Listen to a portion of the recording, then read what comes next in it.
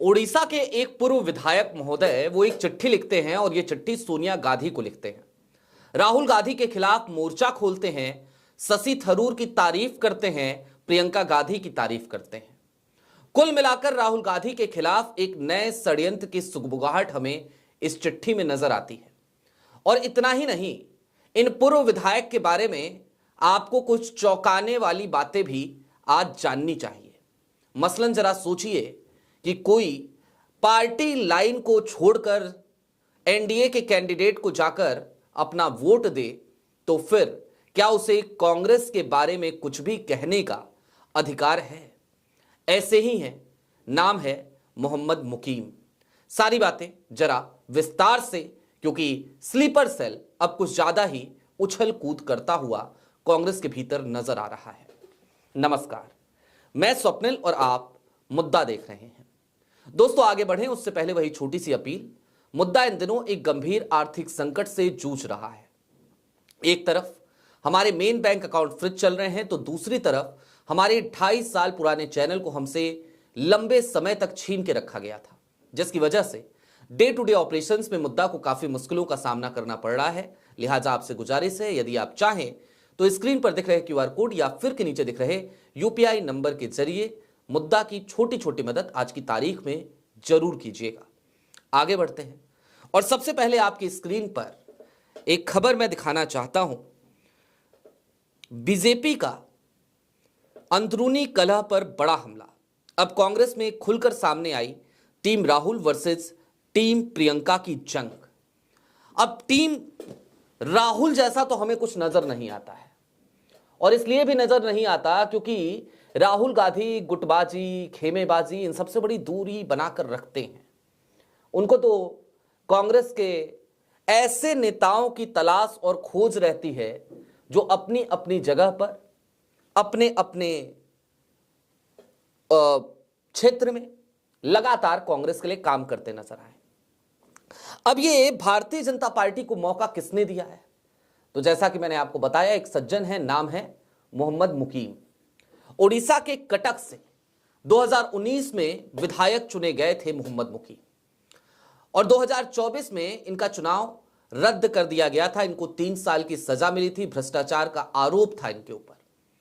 3 साल की सजा उसको हाईकोर्ट ने भी बरकरार रखा। और आपको पता है कि किसी भी जनप्रतिनिधि को यदि 2 साल या उससे अधिक की अवधि की कोई भी सजा मिलती है तो ना सिर्फ उसका चुनाव रद्द हो जाता है, ना सिर्फ उसकी सदस्यता चली जाती है, बल्कि वो 2 साल जेल में रहने के बाद 8 साल तक और चुनाव नहीं लड़ सकता। ये एक नियम है इंडियन रिप्रेजेंटेटिव एक्ट का, और ये वही नियम है जिसकी वकालत किसी जमाने में राहुल गांधी ने की थी और कहा था कि भाई ये होना चाहिए, जो अपराधी हैं उनको आज की तारीख में सदन के भीतर बैठने का कोई अधिकार नहीं है। हालांकि उसी एक अकाउंटेबल जिम्मेदारी को निभाते वक्त राहुल गांधी को शायद इस बात का इल्म भी नहीं रहा होगा कि इस देश में जब सरकार बदलेगी तो एक ऐसी सरकार भी आएगी कि इसी नियम के तहत उनकी सांसदी पर आफत आ जाएगी, उनकी सांसदी छिन जाएगी, उनका घर उनसे छीन लिया जाएगा। ये सब भी हमने देखा था। लेकिन बात अभी मोहम्मद मुकीम की। मोहम्मद मुकीम ने बकायदा जो पत्र लिखा, उस पत्र में तमाम चीजें कही, लेकिन इनके बारे में एक बात आपको और जाननी चाहिए। एक और खबर आपकी स्क्रीन पर। ओडिशा कांग्रेस विधायक मोहम्मद मुकीम ने भाजपा की द्रौपदी मुर्मू को वोट दिया। पीसीसी अनुशासनात्मक कार्रवाई करने पर विचार कर रही है। उस वक्त मोहम्मद मुकीम को 2 सप्ताह के भीतर जवाब देने के लिए कहा गया था और एक नोटिस भी जारी किया गया था। मोहम्मद मुकीम का तर्क यह था कि चूंकि द्रौपदी मुर्मू ओडिशा से आती हैं, लिहाजा ये क्षेत्रीय अस्मिता की बात है और इस वजह से मैं द्रौपदी मुर्मू को उनके पक्ष में मतदान कर रहा हूं, मैं उन्हें देश का राष्ट्रपति देखना चाहता हूं। क्रॉस वोटिंग करी थी पार्टी लाइन से बाहर जाकर मोहम्मद मुकीम ने। अब ये मोहम्मद मुकीम अपने चिट्ठी में क्या लिख रहे हैं, जरा वो भी जान लीजिए। मोहम्मद मुकीम ने कहा कि राहुल गांधी का नेतृत्व ठीक नहीं है। मोहम्मद मुकीम ने यह भी कहा कि मल्लिकार्जुन खड़गे की जगह पे अब प्रियंका गांधी को पार्टी का राष्ट्रीय अध्यक्ष बनाया जाना चाहिए। और जैसे ही ये बात मैंने पढ़ी, मुझे उत्तर प्रदेश की कुछ स्थितियां नजर आने लगी। प्रियंका गांधी की टीम तो है, इसमें कोई दो राय नहीं। टीम राहुल गांधी की नहीं है, लेकिन प्रियंका के पास एक टीम है। उस टीम में कोई सिंह साहब हैं, तो दूसरी तरफ एक गुर्जर साहब हैं। और ये दोनों लोग, इनकी प्रसिद्धि इतनी ज्यादा है कि जब प्रियंका महासचिव थी और प्रभारी थी उत्तर प्रदेश की, आपको याद होगा, वो दिन और आज का दिन, अब तक इनकी टीम की तूती उत्तर प्रदेश में बोलती है। कल्पना कीजिए ना कि उत्तर प्रदेश में जिला अध्यक्षों की सूची आई, तो उस सूची में ऐसा लगा जैसे सारे नाम, 90% से ऊपर नाम वो संदीप सिंह ने लिख दिए हों और वो सूची जारी कर दी गई हो। प्रदेश अध्यक्ष अजय राय जो सड़क पे लड़ते नजर आते हैं, वो अपने ही क्षेत्र में किसी तरीके से अपने करीबी जिलाध्यक्षों को मनोनीत करा पाए थे। उसके अलावा पूरी सूची, 90% से ऊपर की सूची में नाम संदीप सिंह और धीरज गुर्जर, इन दो लोगों की पसंदीदा नामों की सूची थी। अब वही हाल क्या मोहम्मद मुकीम जैसे लोग चाहते हैं कि पूरे देश में हो? प्रियंका गांधी को कमान सौंपने की बात क्यों की जा रही है? राहुल गांधी से आखिरकार लोगों को डर क्यों लगने लगा है?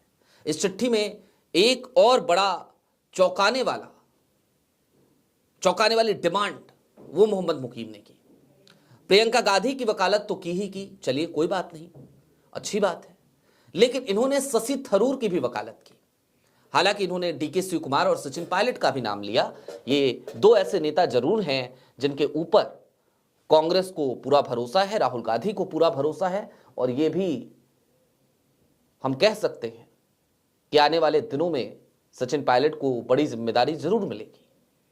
सचिन पायलट राजस्थान पे हालांकि फोकस करना चाहते हैं, वो राष्ट्रीय राजनीति पर अब उतना फोकस नहीं करना चाहते, ये एक सच्चाई है सचिन पायलट की भी। लेकिन इसके अलावा शशि थरूर हालिया दिनों में किस तरीके के कृत्य कर रहे हैं? शशि थरूर हालिया दिनों में किस तरीके से कांग्रेस के लिए शर्मिंदगी का सबब बन रहे हैं? यह बात कोई ढकी छिपी तो नहीं है। 3 बार इतनी जरूरी बैठकें हुई। पहली बैठक स्पेशल इंटेंसिव रिवीजन को लेकर, उस बैठक में शशि थरूर नदारद रहे, नहीं पहुंचे।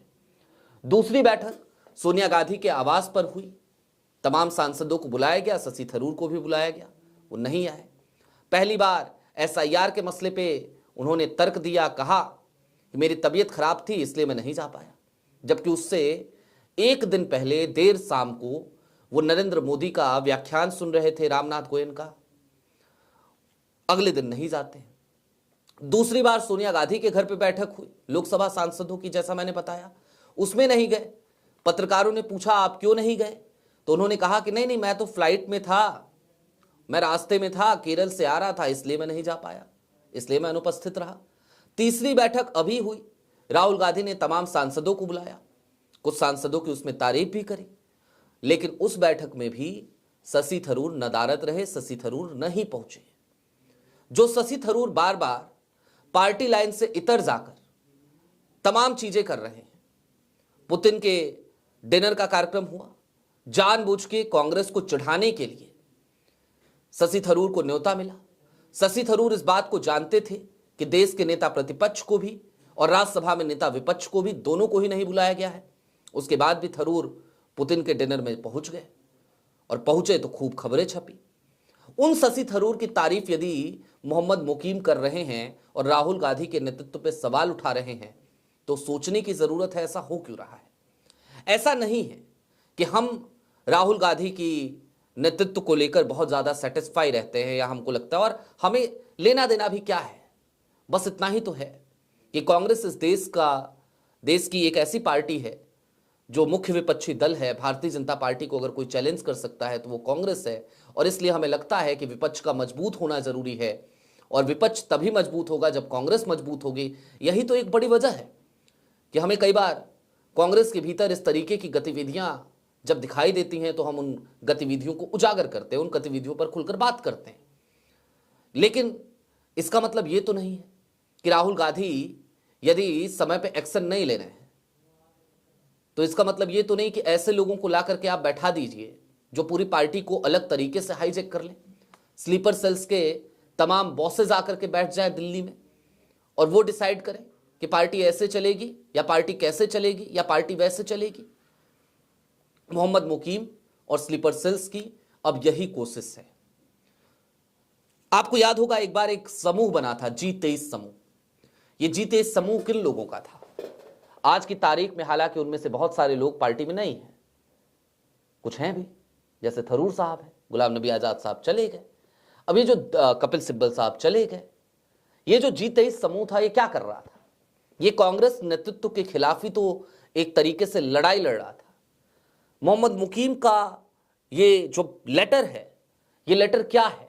ये लेटर आज की तारीख में आपको प्रधानमंत्री नरेंद्र मोदी के उस बयान से जुड़ता हुआ नजर नहीं आता कि कांग्रेस कई हिस्सों में टूट जाएगी। कांग्रेस को तोड़ने का सपना जो नरेंद्र मोदी ने सजो रखा है, आज की तारीख में क्या उसी तरफ मोहम्मद मुकीम जैसे लोग या कांग्रेस के भीतर बैठे हुए तमाम गद्दार वो कदम बढ़ाते हुए नहीं नजर आते? जाहिर सी बात है, ये सब कुछ स्क्रिप्टेड है। ये इतना स्क्रिप्टेड है कि इसे कोई आम सी समझ वाला व्यक्ति, जिसकी राजनीतिक समझ बहुत छोटी हो, जिसकी समझदारी बहुत छोटी हो, वो भी समझ सकता है कि राहुल के नेतृत्व पे सवाल उठाकर पार्टी के भीतर किस तरीके से बगावत कराने की तैयारी आज की तारीख में की जा रही है और ये स्क्रिप्ट कहां से लिखी जा रही है। ये स्क्रिप्ट कांग्रेस के उन नेताओं की अंतरात्मा की आवाज नहीं है, बल्कि ये स्क्रिप्ट एक आदेश है, एक फरमान है और उसी फरमान की तरफ अब हमें ये तमाम स्लीपर सेल और गद्दार बढ़ते हुए नजर आ रहे हैं। हालांकि चलते चलते इस बात को समझने की जरूरत है कि राहुल गांधी यदि अब भी नहीं चेते तो कहीं ऐसा ना हो कि बहुत ज्यादा देर हो जाए। राहुल को चाहिए कि ऐसे तमाम लोग जो पार्टी में इस तरीके की पार्टी विरोधी गतिविधि करते रहते हैं उनको पार्टी से बाहर निकाल फेंके, क्योंकि ऐसे लोगों को साथ रखने में ज्यादा नुकसान राहुल का होगा, ज्यादा नुकसान कांग्रेस का होगा। मोहम्मद मुकीम वैसे भी मैंने आपको बताया भ्रष्टाचार के गंभीर आरोप लगे, सेशन कोर्ट से सजा मिली 3 साल की, उसके बाद हाई कोर्ट गए, हाई कोर्ट ने भी सजा को बरकरार रखा और इनकी विधायकी चली गई, ये चुनाव भी नहीं लड़ पाए। उसके बावजूद आप सोचिए उन्हीं मोहम्मद मुकीम की बेटी को कांग्रेस ने टिकट दिया, उड़ीसा के कटक से ये विधायक थे। बहरहाल आपकी क्या राय है वो हमें कमेंट बॉक्स में जरूर बताइएगा। अभी के लिए दीजिए इजाजत, चलते चलते फिर वही अपील, चैनल पे नए हो तो सब्सक्राइब करते हुए जाइएगा, सक्षम हो तो मुद्दा की छोटी छोटी मदद जरूर कीजिएगा। बहुत शुक्रिया।